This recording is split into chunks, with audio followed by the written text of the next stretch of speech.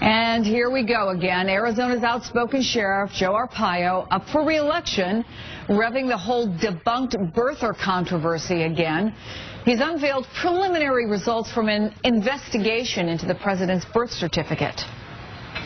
We believe probable cause exists indicating that forgery and fraud may have been committed.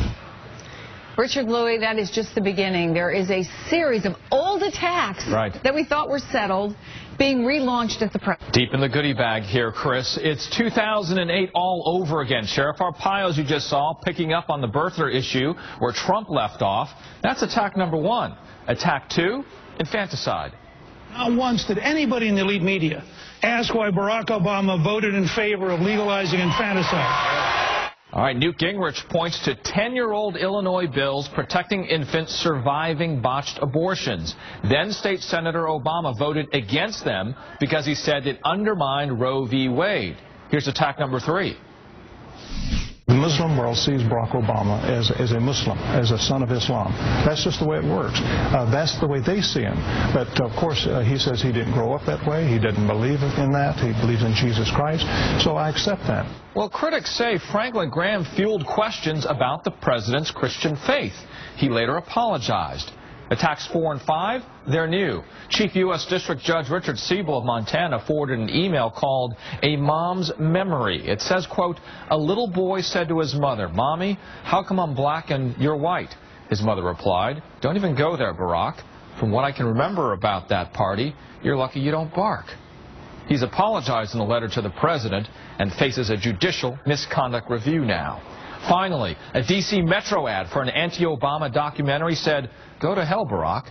Chris, those are 5 attacks just since last week, and we've got 35 until the election.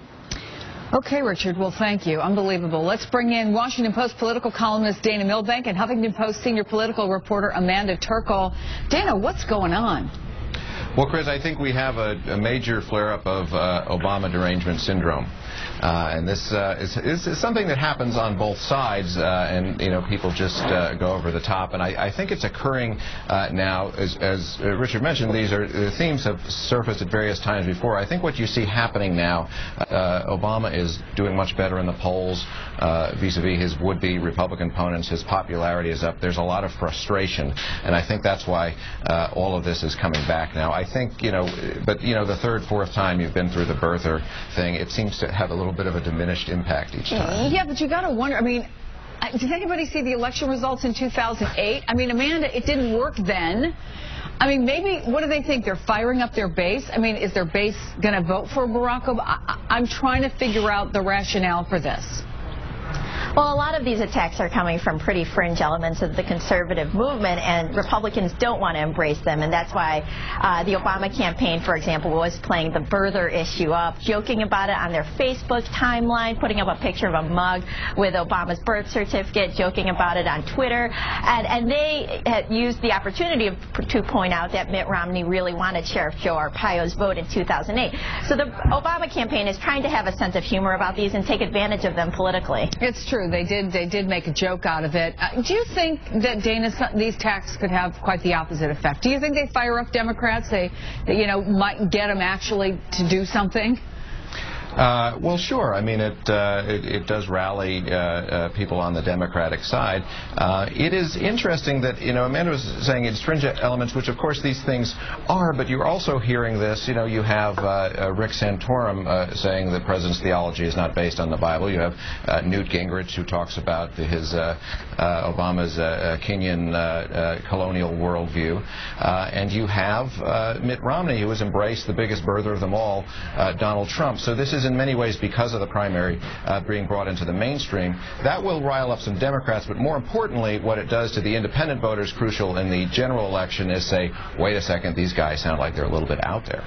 Yeah, you know, I just wonder if the whole discourse, I know we say this, Amanda, but it does seem to me like the political discourse is, from what we just saw, absolutely incredibly off the mark and over the top, whether it's you know, Sandra Fluke and, you know, what Rush said about her, and then following up with the whole idea of putting out sex videos. I mean, the whole thing is so crazy.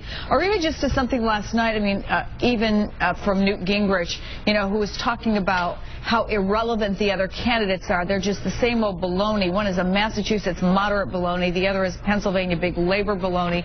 It doesn't rise to the level of the other things we're talking about, but it sure seems to bring the level of political discourse down a couple of notches, doesn't it?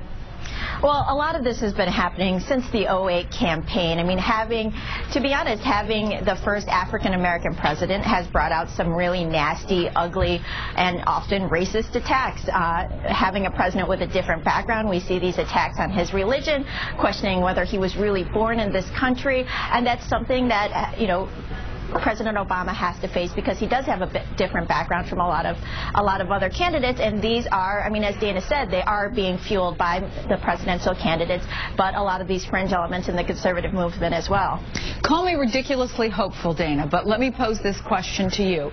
Is it possible that a common sense Republican could come out and instead of saying, well, if the president says he's a Christian, I'll believe him that he's a Christian, and actually say something affirmative like, this is stupid, let's stop this. You're you know, ridiculously this is wrong. Chris. Okay. I mean, aren't there independents out there that they want to vote for them that would actually think that that was a good thing that might actually move people in their direction? I think you will see this when there is a candidate for, when there is a nominee Republican side, then there will be that sister soldier moment when they turn on the base to some extent. We thought Mitt Romney was doing that with this birth control legislation when he came out opposed to the legislation going through the Senate, but then he quickly retreated and realized, well, it's a little too early to start thwarting the base. So I think it will come. It's not naive to think that, but this is not the time for that. Yeah, unfortunately. And we should say that there are some Republicans who are out there, at least in the commentary world, who are saying, you know, we're killing ourselves with this stuff. Always great to see you, Dana. Amanda, thank you so much. Have a great weekend to both of you. Thanks, Chris. Thank you.